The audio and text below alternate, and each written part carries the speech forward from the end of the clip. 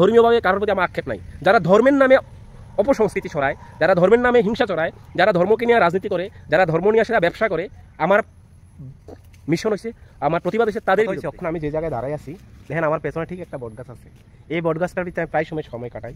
যখন গরমের দিন, প্রচণ্ড গরমের পরিবেশ আয় না, যখন গরমের সময়ে এই সময় প্রায় সময় এখন তো ধান টান লাগাইছে, ঠিক আছে না, এই ধান টান লাগানোর আগে প্রায় সময় আমি এই গাছটার তেলে বয়ে বয়ে টাইম পাস করি। অ্যাকচুয়ালি এই ভিডিওটা করার উদ্দেশ্য কি তা জানেন? এই বটগাছটারে মানে হিন্দু ধর্ম মোতাবেক এই বটগাছটারে পূজা করা হয়। অ্যাকচুয়ালি দেখেন, যদি আপনি সাইন্টিফিক্যালি দেখেন, একটা বট গাছ একটা অন্য নর্মাল যে কোনো গাছ, এমন নর্মাল গাছের তুলনায় অনেক গুণ পরিবেশের জন্য, আমাদের জন্য, এই মানব জাতির জন্য, জীবজগতের জন্য অনেকটাই মানে সুবিধাজনক, অনেকটাই মানে লাকি মানে একটা গুড চান্সের মতন। কারণ অক্সিজেন এমন একটা জিনিস যেটা স্যার আমরা 1 সেকেন্ডও বাঁচা অসম্ভব। এত গুরুত্বপূর্ণ একটা জিনিস অক্সিজেন মানে 1 সেকেন্ডও থাকা আমাদের জন্য খুবই কষ্টদায়ক এই জীবজগতের। তো এই জীবজগতের যেই জিনিসটার দ্বারা আমরা 10 মিনিট না 1 সেকেন্ড বাঁচার মতন ব্যবস্থা নাই, যেটা অক্সিজেন জেনারেট করার, মানে অক্সিজেন তৈরি করার কারখানার মতন এই বটগাছ একটা অনেক গুণ বেশি অক্সিজেন জেনারেট করে, বুঝছেন? আর এই অক্সিজেন জেনারেট করার কারণ হচ্ছে একটা বটগাছের হচ্ছে পাতা বেশি থাকে, বিভিন্ন ঢালপালা বেশি থাকে, এই কারণে অক্সিজেনও মাত্রাও বেশি জেনারেট করা হয়, যেটা আমাদের জন্য বা জীবজগতের জন্য একটা মানে কি একটা ভগবানের তরফের থেকে বা কিন্তু সৃষ্টিকর্তা আল্লাহর তরফের থেকে একটা গিফটের মতন।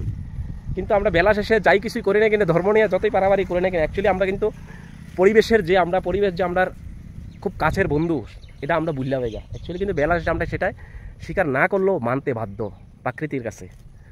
আর হিন্দু ধর্মের ভিতরে দেখবেন অনেকেই আমার গালিগালাজ করে। অ্যাকচুয়ালি হিন্দু ধর্মাবলম্বী যারা আছে, অ্যাকচুয়ালি তারা বুঝা করে না বুঝা করে, তাদের প্রতি আমার কোনো আক্ষেপ নাই, তাদের প্রতি আমার কোনো বিন্দুমাত্র আক্ষেপ নাই।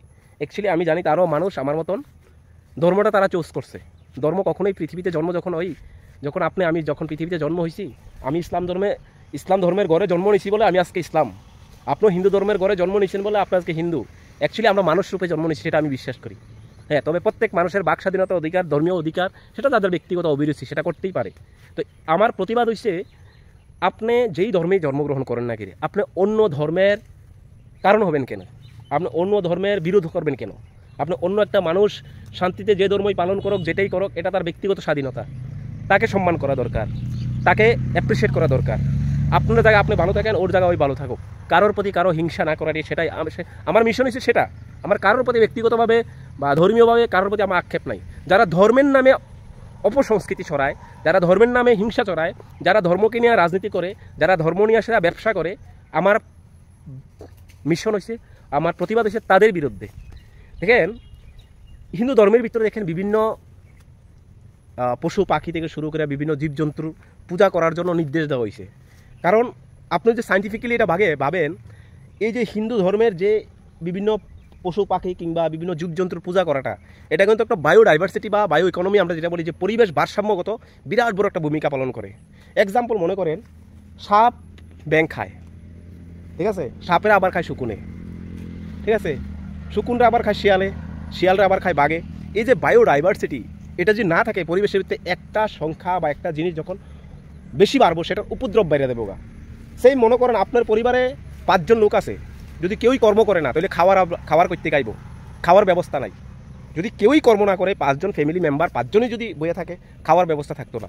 সেম তদ্রূপ এমন অনেক এক্সাম্পল আছে। বায়োডাইভার্সিটি বা এই পরিবেশ ভারসাম্য রক্ষা করতে গেলে অনেক কিছু প্রয়োজন, যেটা প্রত্যেকটা ডাইরেক্টলি ইনডাইরেক্টলি হিন্দু ধর্মীয় মোতাবেক তাদেরকে সাজেস্ট করা হয়েছে, এই পৃথিবীর ভারসাম্য বজায় রাখার জন্য, এই পৃথিবীর বায়োডাইভার্সিটি মেনটেন রাখার জন্য, এই পরিবেশকে আরও সুন্দর করার জন্য।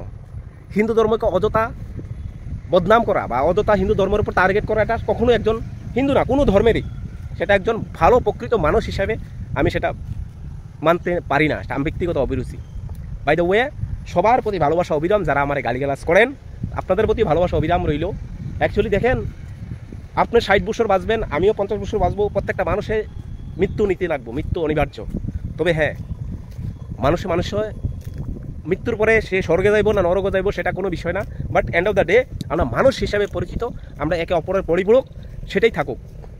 ধর্ম কারোর কোনো দিন স্বর্গ নিয়ে পারবো, এটা আমি বিশ্বাস করি না, কখনোই পারে না। মানবতা মানুষকে ধর্ম স্বর্গে নিতে পারে, সেটা বিশ্বাস আমি।